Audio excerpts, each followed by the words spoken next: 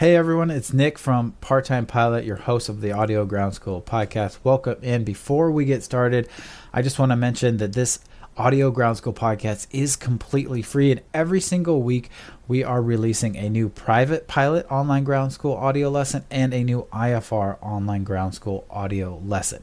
But if you don't want to wait every single week for that new lesson, and you want every single lesson included in our Private Pilot or IFR Online Ground Schools, you want the complete ground school in audio, you can do that one of two ways. You can purchase it separately, just all the audio lessons at parttimepilot.com, or every single member of our online ground school, whether it's Private Pilot or IFR, also gets access to every single audio lesson. They get access to the audio lessons on the lessons themselves. So at the top of the lesson is the audio lesson, so you can read through while you listen, see the visual aids, watch the videos, take the quizzes, etc. But members of our online ground schools also get access to our VIP podcast. So this allows them to have every single lesson on their device, whatever device, their iPad, their iPhone, their Samsung, whatever device you have, every single one on your favorite podcast app, completely ad-free, so none of them have ads or me rambling on like I am right now. It's just the lesson, and you can download those, listen to them wherever you go, even offline in the VIP podcast. There's also bonus episodes on things like check ride prep and other things like sleep, stress, things that also affect pilots. So you can either get that inside the online ground school, have them right on your lessons, and have the VIP podcast, or you can purchase that VIP podcast separately. Both those are going to be at parttimepilot.com. All right, so let's get started with today's episode.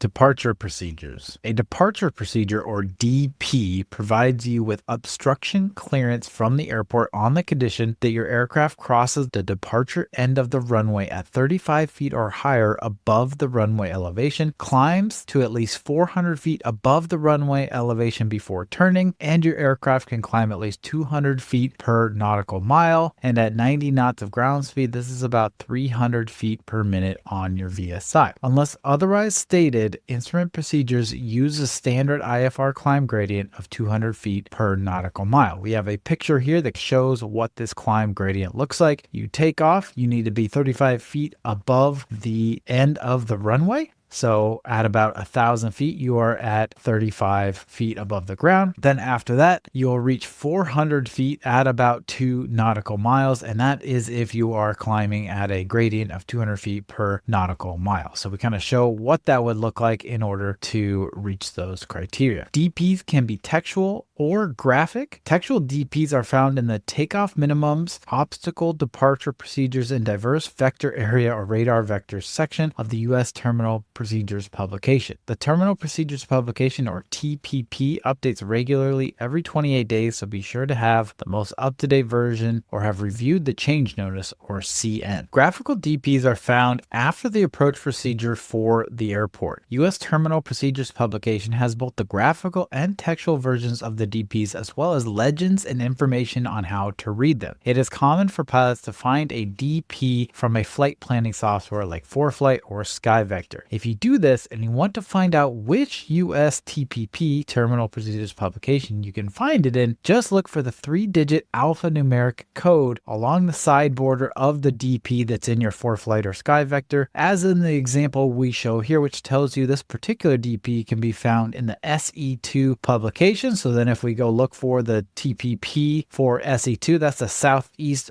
Volume 2. So we show a picture of that as well. So we show the sidebar, it says SE-2. It also shows a range of dates that it's valid, and then we show you the U.S. Terminal Procedures publication that belongs to. Preferred IFR routes beginning with a fix indicate that departing aircraft will normally be routed to the fix by a departure procedure or radar vectors.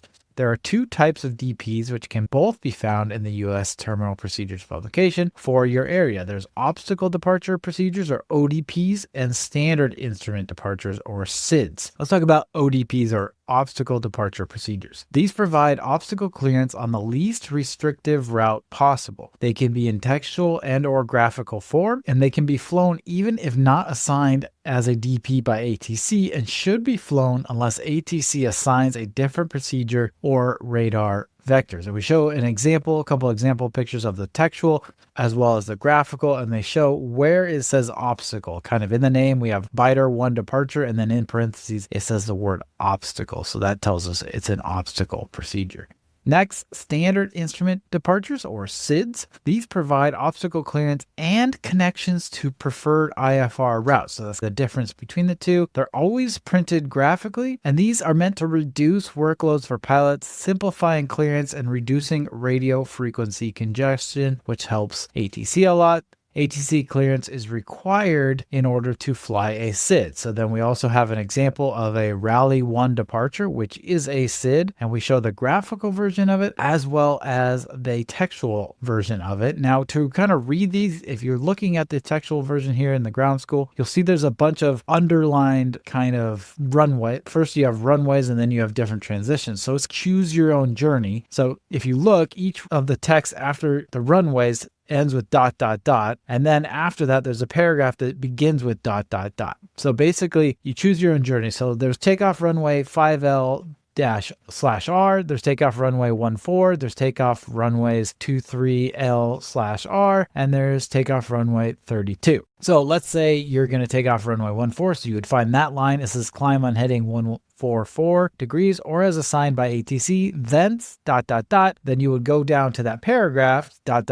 Expect radar vectors to intercept filed, assigned transition, or en route fixed navigate airway, maintain altitude assigned by ATC, expect clearance to filed altitude and flight level 10 minutes after departure. And then the same thing for the transition, you would just pick the transition that you are wanting for this departure. Before accepting any departure procedure, or DP, a pilot should ensure they and their aircraft are able to meet the minimum takeoff climb requirements. A lot of SIDs require climb performance not found in most general aviation aircraft. In order to fly a SID or an ODP, a pilot must have the current chart procedure with them in the aircraft. If unable to meet DP climb requirements, a pilot should say unable to ATC when ATC tells them to do that departure procedure. If a pilot cannot meet DP requirements or wishes to not follow a SID, they should state no SID or no SID in their flight plan when filing it. In the flight plan, pilots will refer to the name of the departure procedure /SID, as well as the transition they wish to use in the route section of the flight plan. For example, we show a picture of what this looks like when we're filing on wxbrief.com or 1-800-weatherbrief.com. For example, you might list the departure RDU1.RDU as in the example above after DEP / in the other information section of your ICAO flight plan. So we show what that looks like here on a little screenshot. Transitions on DPs may have altitude requirements when passing through intersections. An altitude that is underlined means you are required to pass through that intersection at or above the listed altitude. This altitude restriction will also be provided in the textual description of the DP, and we show an example. We have right here at Fighton intersection, it says 2,500 and it's underlined. So again, underlined means you're required to pass through that intersection, fighting at or above the listed altitude. And also, if we look in the textual part, it says cross fighting at or above 2,500, and then it continues. Now, some DPs may also provide lost communications procedures in the textual descriptions of the DP. These are to be used if you lose comms with ATC while performing the departure, because if ATC can't talk to you, we both need to have a plan of what to do if we can't talk to ATC, and that's where the lost comms procedures come into play, which are written in the departure procedures. Again, we have an example here. It says lost communications in all caps, and it says if no contact with ATC leaving 4,000 feet, proceed direct SEA vortex, Seattle vortex, then proceed on course. Finally, some DPs may list additional notes on nearby hazards or required equipment. Again, we have another example. There's a bunch of notes on this one. I'm just going to read off a couple, like radar required, RNAV-1, DME, IRU, or GPS required, and so on. So there may be some really important information on the equipment that you need to be able to perform that departure listed, printed right on there next to the graphical view of the departure. If departing an airport under IFR and the airport has no departure procedure, a pilot will have to depart at their own risk and discretion, and we'll talk about some tools that can help you out in that sort of situation. Next, let's talk about DP frequencies. In the upper corner of the departure procedure DP will be the frequencies you're to use during the departure. The frequencies are listed in order of which they will be used as you depart the airport. That's pretty handy, right? The general list of these frequencies is as follows. You'll have ATIS, ground control, airport tower, departure control, and Air Route Traffic Control Center, or ATCC. Again, so you get the ATIS on the ground, then you call ground control, then you talk to the tower. Tower would pass you to departure control would pass you to ATCC. Pilots must stay on the airport tower frequency until that tower tells them to switch to the departure control. If you are flying and feel that they have forgotten to hand you off, then you can ask if it is okay for you to switch over. But you are not allowed to switch without permission from the tower. A frequency with a star next to it on the DP means that there are limitations to the hours of operations. In other words, it is not continuous or 24/7 operation. This usually means that the frequency shuts down at night, like 9 p.m. or something like that. And to find that, you would look in the Terminal Procedures publication or on the chart supplement for the aircraft. All right, let's talk about climb rates and climb gradients. So a climb gradient is similar to a climb rate that you would observe on your vertical speed indicator, or VSI, but instead of the amount of altitude per unit time, which is what is shown on your VSI, climb gradient is the amount of altitude per unit of distance. Specifically, the climb gradient is the number of feet gained in altitude in 1 nautical mile of distance traveled. So we have a picture here. It shows you very clearly what this means. So we're on the ground at 0 feet.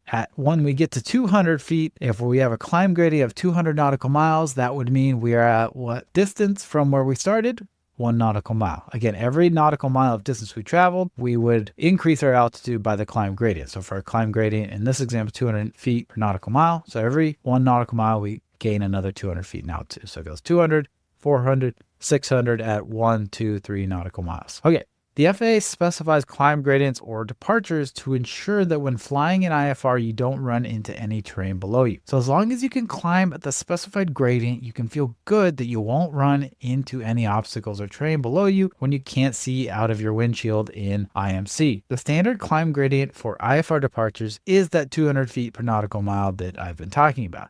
If a departure has a climb gradient other than the standard, it'll be listed in the DP and is made to help you avoid terrain or obstacles in the area. It might be an area of high terrain, and in that case, you're gonna need to have a higher climb gradient, and to be able to fly that DP, your aircraft is gotta be able to meet that climb gradient. Not all aircraft are able to meet these climb gradients, right? Some of these departure procedures are only for really advanced multi-engine aircraft, right? So we have an example here, and at the bottom right in this example, on the graphical side of the departure procedure, you see this little text box of takeoff minimums.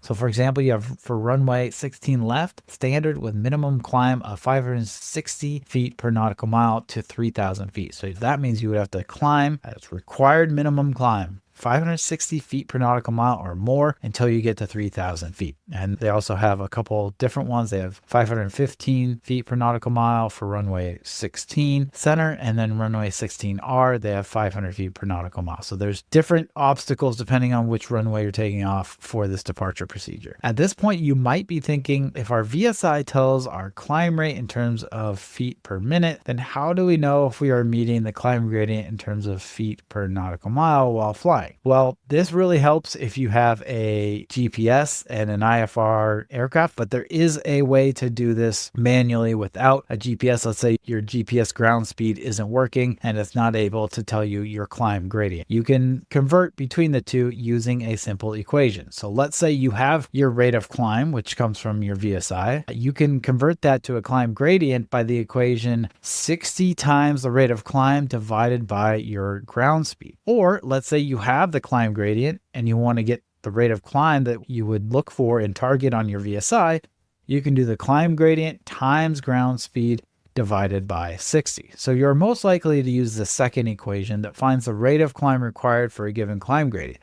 This way you can use your VSI while in flight to know if you are meeting the required climb gradient or not. Your ground speed you will have from your flight planning or your GPS. So hopefully it's coming from your cockpit and it's up to date and accurate. As we know, flight planning and ground speed can change a lot because forecasted winds change a lot, right? We might have forecasted a headwind, but now we have a tailwind in actual flight that's going to change our ground speed considerably. So it's nice to have that GPS capability that can tell us the ground speed in flight. For example, say your ground speed is 100 knots and you need to meet a climb gradient of 300 feet per nautical mile according to the DP. Then you would find the rate of climb by dividing your ground speed of 100 knots by 60, then multiplying by the required climb gradient of 300 feet per nautical mile to get 500 feet per minute. So now you would know to target 500 feet per minute or higher on your VSI throughout your departure climb out. If you don't like doing math, the FAA has a table for you. Simply find your required climb gradient in feet per nautical mile in the second column of this table and your ground speed in the top row. Follow the row of the climb gradient to the right and the column of your ground speed down until they intersect, and this is your rate of climb in feet per minute.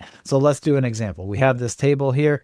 You can find it in the Terminal Procedures publication. So it's got ground speed on different columns. So the top row shows the different ground speeds of 60, 90, 120, 150. It goes up and up from there all the way up to 360. Then in the far left column, that lists all the different rows for the feet per nautical mile or the climb gradient. And there's also a percentage. You could have a percentage of climb gradient as well. So let's say we want to find our climb rate for a climb gradient of 300 feet per nautical mile. And we know our ground speed is about 120 knots. So what we would do is we'd find the 120 knot column. We would follow that all the way down until it matches with our 300 feet per nautical mile row. And then that cell that matches both those criteria, it says 600. So that's 600 feet per minute would be our rate of climb. So that's how to use that chart. If your exact ground speed or rate of climb is not in the table, then you can interpolate between rows or columns. However, it is much easier, in my opinion, to just use the equations if you want to get an exact number and not round up to the nearest table value. Hey everyone, Nick here. Real quick, I want to make a quick student pilot service announcement, or SPSA, for those of you who want to finish your pilot training journey and achieve your dream of becoming a pilot.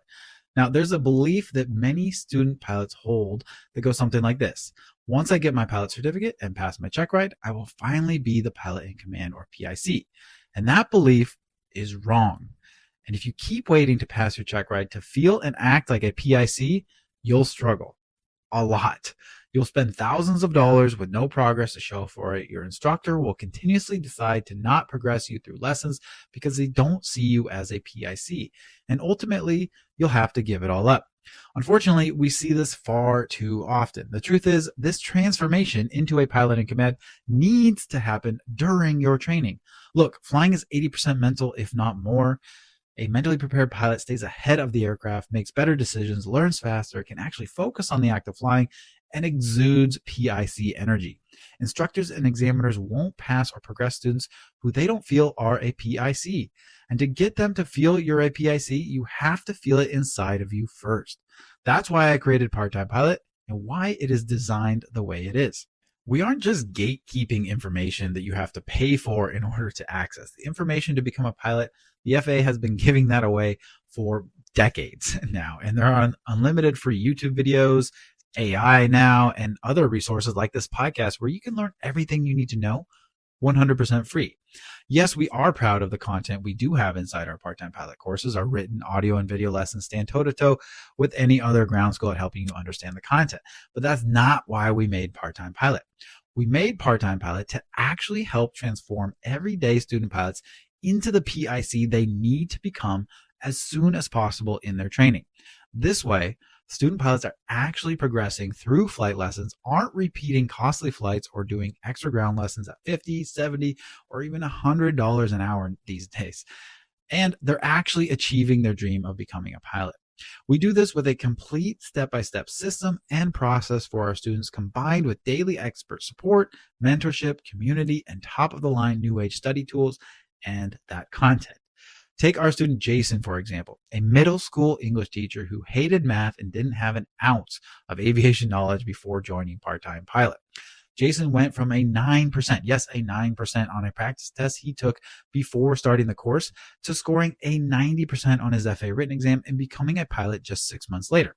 Or Caroline, whose CFI was so impressed at how much she knew before her very first flight lesson that allowed her to feel like a PIC much, much sooner than the average student and finish her private pilot in less hours and nearly $8,000 less than the national average spent. So even if you don't choose part-time pilot, make sure you find a system, mentor, community, and instructor that has your back and can help you feel like the PIC you've dreamed of being before you get to your check ride. Because if you don't, you'll end up paying a lot more than you expected for flight training, and you and I know it's already expensive enough. To learn more about how we do all this, go to parttimepilot.com or click the link in your podcast episode description. Let's talk about ATC DP clearances.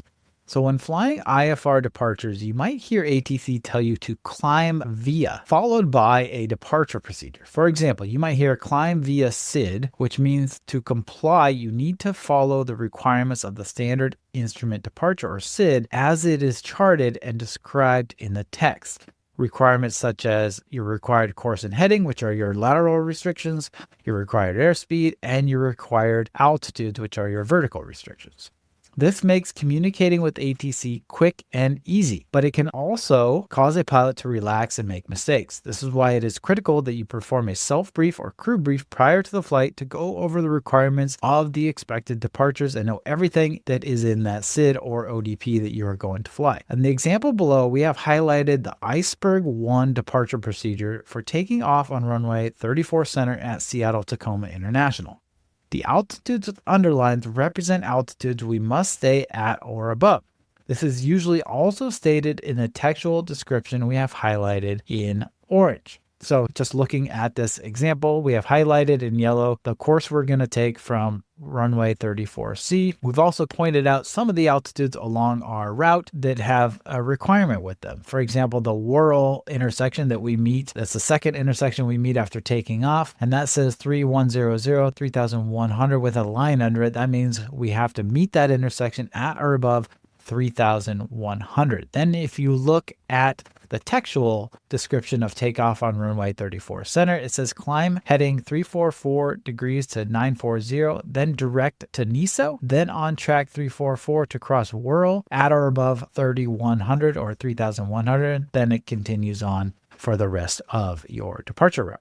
Okay, and in the next example below, we have highlighted the Catalina 8 departure from Los Angeles International in orange, but we also have highlighted the Lost Communications Departure Procedure in green. As you can see, the Catalina 8 departure relies on ATC giving most of the instructions after takeoff. Even the top altitude is listed as assigned by ATC. So ATC can't really just say climb via the SID because they're going to have to. The SID actually says that ATC is going to assign their altitude. So ATC is going to say climb via SID, but then they're going to have to be in constant communication with you to assign your altitudes. They're going to have to give you more information than just climb via SID. So that's the reason why we've highlighted this lost comms procedure in case ATC does not give you those additional requirements. That's what you do. You follow the lost comms. Obviously, you would ask them, try and get them to, but maybe they're just oversaturated. They don't know what to do. You could just pipe in and say following lost procedures or something like that, or doing emergency climb via lost procedures because you don't have the information. Okay, so one thing to note is the altitude in the lost comms procedure with a line over it. When an altitude has a line over it, so we talked about when it has a line under it, but when it has a line over it, well, that's the opposite. It means we must stay below that altitude. So again, we have an example here. It's Catalina 8 departure. We've highlighted the lost communications procedure in green to follow that. So at the top, it says top altitude assigned by ATC. We'll talk about what top altitude here is in a second, but that means there's no published altitude limit. It will be assigned. We show a couple altitudes with a line under it. We show one with a line over it. Again, that means you have to stay below that. So in the lost comms procedure, once you're headed to the final fix, you have to stay at or below 9,000 feet because there's a line over it. And then the dotted line represents that comms procedure. We also highlighted the different textual procedures that go along with the graphical. Okay, at the top of the SID is listed a top altitude. I mentioned we would talk about it. This top altitude is not necessarily the altitude you will file in your flight plan, but is the published or ATC assigned altitude limit until cleared to climb higher by ATC. you will still need to meet the minimum altitude requirements along the departure route. So you might have minimums, but it also puts a ceiling on the entire departure procedure, again, unless ATC assigns you something else. It means you are cleared above these minimum requirements up until that top altitude. This top altitude does not override ATC instructions during the departure. If ATC clears you along your route but then says accept maintain, followed by an altitude, then this means you are now required to maintain the altitude just stated by ATC, regardless of the listed top altitude. For example, if the top altitude is 12,000 feet and ATC says cleared to fake airport, fake departure transition, then as filed climb via SID, accept maintain 10,000, in this case, you would be required to meet all altitude requirements along the way because they still said climb via SID, but stop your climb at 10,000 feet, even though the charted top altitude is 12,000 feet because they said accept maintain. So you really got to listen and practice these ATC comps, especially listening to the clearances from ATC. Again, if they just say climb via SID, you follow the requirements in the SID. If they add accept maintain, then you got to maintain and fly that altitude. It overrides what's in the SID when ATC tells it to you. So sometimes the SID will simply say top altitude assigned by ATC, which we just saw at the Catalina 8 departure. So in this situation, you would want to look for ATC to tell you to maintain an altitude during a departure clearance. For example, cleared to fake airport, fake departure, fake transition, then as filed, climb via SID, maintain 10,000. So in this Catalina 8-1, we would definitely be looking for a maintain 10,000 because it doesn't say, the actual procedure doesn't say what we need to maintain or that top altitude. ATC can also ask and clear you off the DP as well as back onto the DP. For example, ATC can tell you to proceed direct to fix at or above altitude, where fix is the fixed intersection further along your DP or route, and altitude is that altitude you'll need to be at or above when you cross the fix. This means you can divert from the DP by flying directly to the stated fix or intersection. So let's say there's a departure procedure that snakes back and forth, but there's no traffic, or maybe ATC wants to direct you to a certain fix away from some other traffic. So they might give you a shortcut or tell you to proceed direct to a different fix. They want you to cut in front of somebody, or they want to clear out some space. So that would be them taking you off the DP, and you would follow what they say. You would proceed direct to the fix at whatever altitude or above whatever altitude they stated.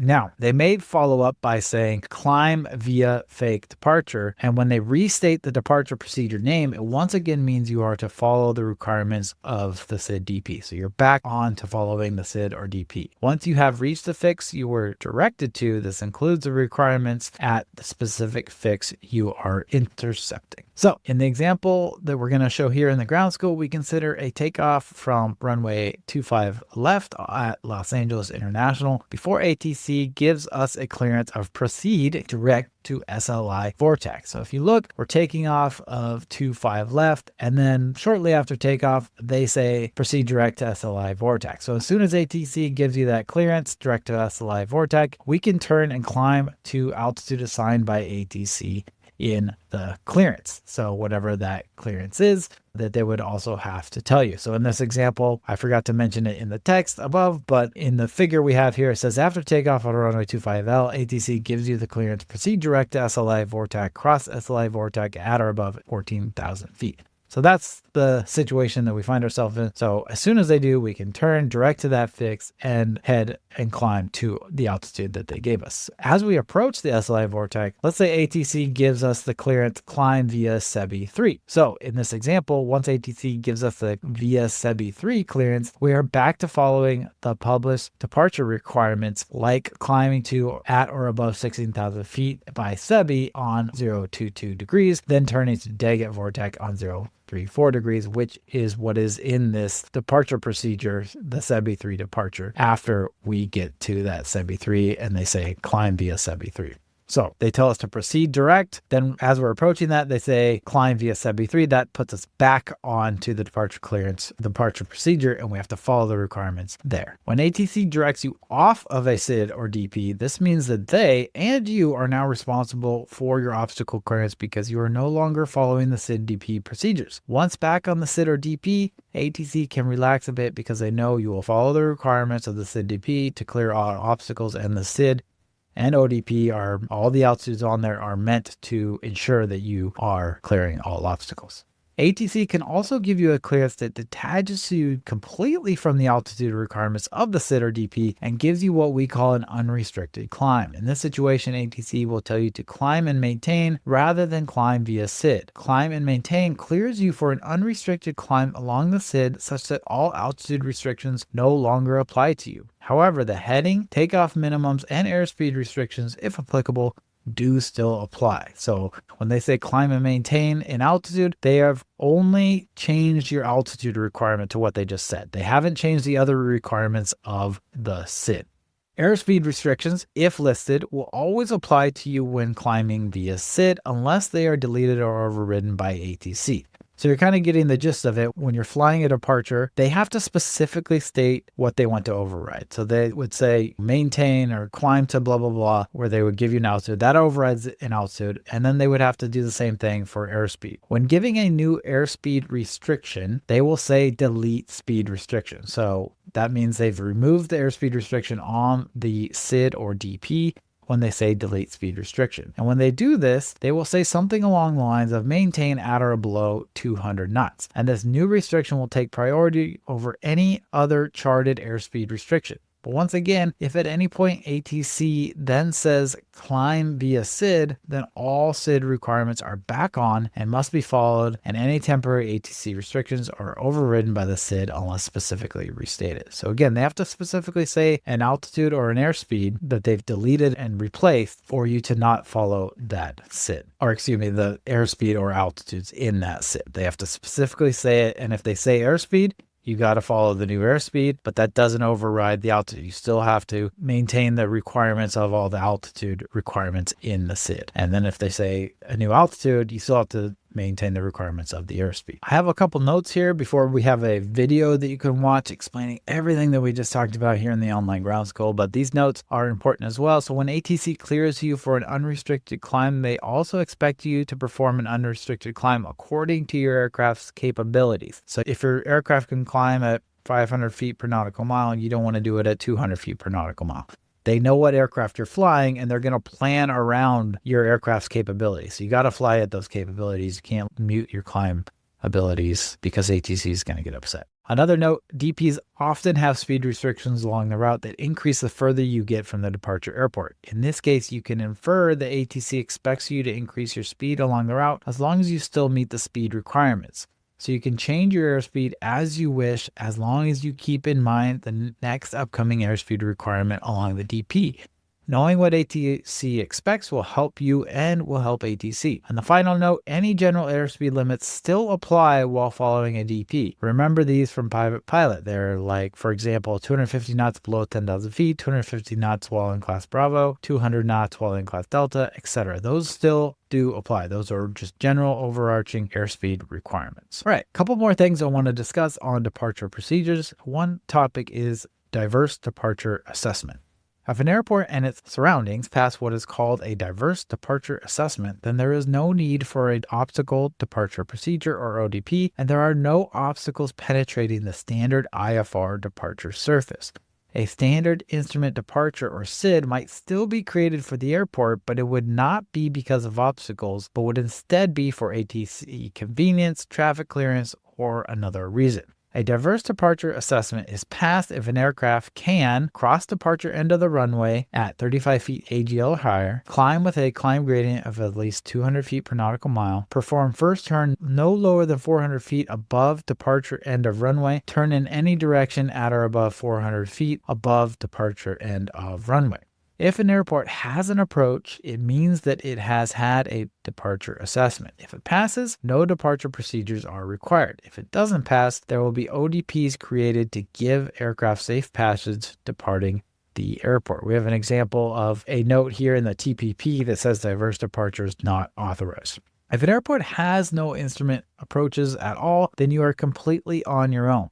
I mentioned this before, but diverse departures are only for airports with at least one approach procedure. That means an airport with no instrument approaches at all has not passed a diverse departure assessment, and therefore you need to exercise extreme caution flying IFR in and out of these airports. To help you avoid traffic and radar vector to your route, ATC may assign you a heading after your IFR takeoff. This heading could be different than the published SID or ODP heading, and this could happen when there is a diverse vector area for the airport. The easiest way to find these are with ForeFlight or Garmin Pilot and looking under the airport procedures list. So again, we have a screenshot of what that looks like in that list. If a diverse departure describes a minimum climb gradient greater than the default 200 feet per nautical mile listed above, then it is the pilot's responsibility to obey this. If this higher minimum climb gradient ends at a specific altitude, then you would go back to obeying the standard climb gradient. Let's talk about the subject of visual climb over airport, VCOA or VCOA. Another IFR departure option is the visual climb over airport or VCOA. In a VCOA,